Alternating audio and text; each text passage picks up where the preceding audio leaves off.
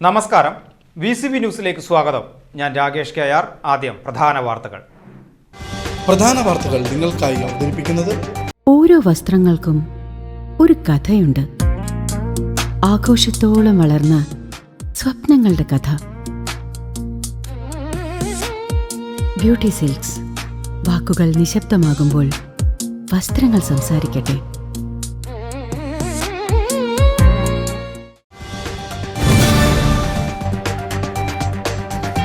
ലോകകപ്പ് ഫൈനൽ ദിനത്തിൽ ആഘോഷം ലഹരിയിൽ ആറാടിക്കാൻ സൂക്ഷിച്ചിരുന്ന MDMAയുമായി മുള്ളൂർക്കരയിൽ യുവാക്കൾ അറസ്റ്റിൽ.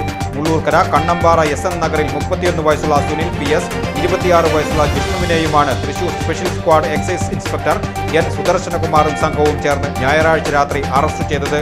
തൃശൂർ എക്സൈസ് സ്പെഷ്യൽ സ്ക്വാഡിന്റെ ഓപ്പറേഷൻ തണ്ടറിലാണ് പ്രതികൾ വലയിലായത്.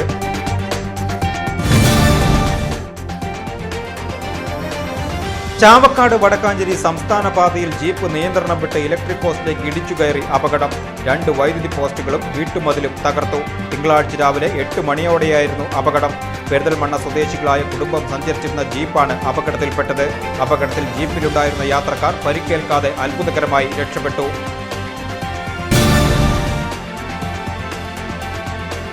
ദേശമംഗലം ഗവൺമെന്റ് ITIയിൽ computer hardware and network maintenance trade അനുവദിക്കണമെന്നാവശ്യപ്പെട്ട് നൈപുണ്യ തൊഴിൽ പരിശീലന വകുപ്പ് മന്ത്രി ഷിബു ബേബി ജോണിന് കത്ത് നൽകി UR പ്രദീപ് MLA.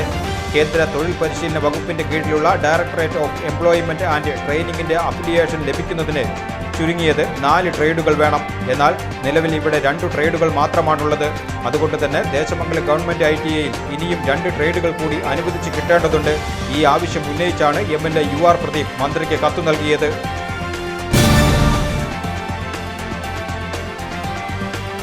വടക്കാഞ്ചേരിയിൽ 220 kV വൈദ്യുതി ലൈൻ പൊട്ടിവീണു. രാത്രി സമയമായതിനാലും സ്ഥലത്ത് ആരുമില്ലാത്തതിനാലും വൻ ദുരന്തം ഒഴിവായി. അന്തർ സംസ്ഥാന ലൈനായതിനാൽ അറ്റകുറ്റപ്പണി നടത്താൻ കാലതാമസമുണ്ടായി. യുദ്ധകാല അടിസ്ഥാനത്തിൽ പണി പൂർത്തിയാക്കുന്നതിനുള്ള ശ്രമത്തിലാണ് KSEB അധികൃതർ.